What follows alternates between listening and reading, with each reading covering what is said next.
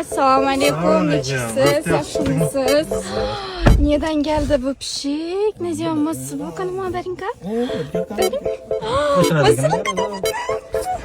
Mert'in yoldan tapmadın bu pişikni. Nasıl pişkim şunu? Allah'ım pişkim ya. Mert'in biz ikimiz gaplashimiz mumon bu?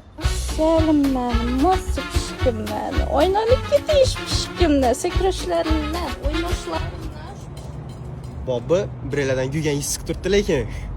Yo'q, hey. Prosta pishib bo'lasimga tutdi bu qani. Mert'in?